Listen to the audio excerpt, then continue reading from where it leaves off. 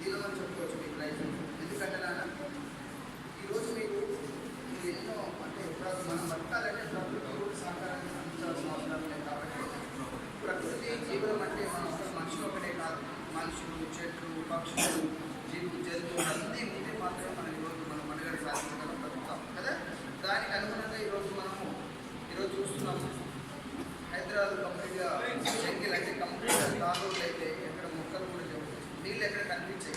మీకు గుంటలు బాగా చూస్తే ఎక్కడ మీకు కనిపించేది. ఎందుకంటే గురువు చెప్పినప్పుడు నీళ్ళు రోడ్డు తీసి నీళ్ళని ట్యాంక్ వచ్చి ట్యాంక్ చేసి ట్యాంక్ తీసుకుని వాటర్ ట్యాప్ ద్వారా మాత్రం వాటర్ తీసుకొని ఈరోజు మళ్ళీ యూజ్ చేసుకుని మళ్ళీ అగైన్ మీ ఇంట్లో యూజ్ వాటర్ కూడా డ్రైనేజ్ పంపిస్తున్నాం. అవి ఎక్కడ కూడా బయట కనిపించే పరిస్థితి లేదు. కాబట్టి పక్షులు కానీ ఇవన్నీ కూడా ఓల్డెన్ డేస్లో ఏ జంతువులు బతకాలన్నా నీళ్లు మాత్రం కంపల్సరీ. కాబట్టి ఈరోజు అడవులు అంతరించిపోవడము, లేదా నీళ్లు బయట లేకపోవడం వల్ల కుంటలు, చెరువులు, బావులు లేకపోవడం వల్ల ఏమైతుంది, పక్షులు ఈరోజు వలస పోయే పరిస్థితి వచ్చింది. ఈరోజు తెలుసు చంద్రశేఖరరావు గారు ఈరోజు ఇచ్చిన ఈ మిషన్ కాకతీయ వలన కొన్ని చెరువులలో నీళ్లు రావడం వలన ఎన్నో చెట్లు ఎక్కడో ఏ స్టేట్ నుంచి ఎక్కడెక్కడో ఈ భారతదేశం మొత్తం నుంచి కూడా ఈరోజు చెట్లు పక్షులన్నీ వచ్చేసి మన ఏరియాకు తెలంగాణకు రావడం జరుగుతుంది. అంటే నిజంగా ఈరోజు అభినందించాలి కేసీఆర్ గారిని. అటువంటి పరిస్థితులు ఈరోజు మనకు కూడా మనకి ఇంటి చుట్టుపక్కల కూడా ఎన్నో చిన్న జంతువులు ఉంటాయి, పెట్స్ ఎనిమల్స్ ఉంటాయి. అదేవిధంగా ఈరోజు పక్షులు ఉంటాయి, రకరకాల పక్షులు, పావురాలు ఉంటాయి.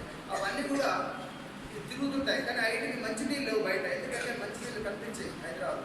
సో మంచినీళ్ళు లేవు కాబట్టి మీరు అందరూ ఒక పిల్లలుగా ఉండి మీరు చెప్పినట్లు ఒక కనీసం మీ బ్యాక్ సైడ్ కిటికీల కానీ పైన మిద్ద మీదలో కానీ లేదంటే ఇక్కడ టాప్లో కానీ చిన్న చిన్న గిన్నెలలో మంచి స్ట్రాంగ్ గిన్నె తీసుకొని దాంట్లో నీళ్లు పోసినట్లయితే ఆ నీళ్లు ప్రతిరోజు మార్నింగ్ మీరు ఎట్లయితే బ్రష్ చేసుకుంటారో, ఎట్లా స్నానం చేస్తారో ప్రతిరోజు మార్నింగ్ ఆ పిట్టలకు బర్డ్స్ అనేటువంటి నీళ్లు పెట్టినట్లయితే తప్పకుండా అవి తాగి బతుకుతాయి. ఎందుకంటే 2 నెలలు కాపాడాలి. ఎందుకంటే వర్షాలు లేవు, నీళ్లు లేవు బయట, కానీ పక్షులకైతే నీళ్లు కావాలి కదా. సో దాన్ని ఏం చేయాలి, మనందరము నీళ్ళు తీసుకెళ్ళి నీళ్ళు ఒక గిన్నెలు తీసుకెళ్ళి నీళ్ళు పైన ఏసీలో బయట బ్యాక్ సైడ్ ఏసీలో కానీ మిట్టల మీద కానీ పెట్టగలుగుతారు. ఎంతమంది పెట్టారు?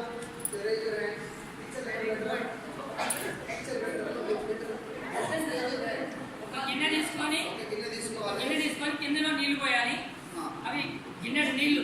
అలాగే ఏం చేయాలి, కుప్పెడు గింజలు అంటే కొన్ని బియ్యం గింజలు దాని పక్కన పోస్తున్నాం అనుకోండి, బియ్యం గింజలు తింటవి ఆ నీళ్లు తాగుతాయి కదా. అవన్నీ మీరు ఇంటి మీద ఒక పక్క పెట్టేస్తే సరిపోతుంది. కానీ ఇంటి పైన పెట్టుకుంటే చాలు. అలాగే మళ్ళీ గోడలు అవన్నీ మనం ఎక్కవద్దు, స్లాబ్ పైకి వెళ్తాం కదా, స్లాబ్ పైన ఒక పక్క పెడితే సరిపోతుంది, పక్షులు కోపడేటట్టు. బయట పెట్టడం, బయట నీళ్లు పోతే చాలు. ఏదైతే నీళ్లు ఆవిరి కాకుండా పెట్టుకోగలిగితే మీరు తప్పకుండా పక్షులను కాపాడిన వాళ్ళు అవుతారు. రేపు ఆ పక్షులు మనల్ని కాపాడతాయి. కాబట్టి మీరు అందరూ కూడా ఒక ప్రామిస్ చేయాలి. నాకు ప్రామిస్ చేయండి.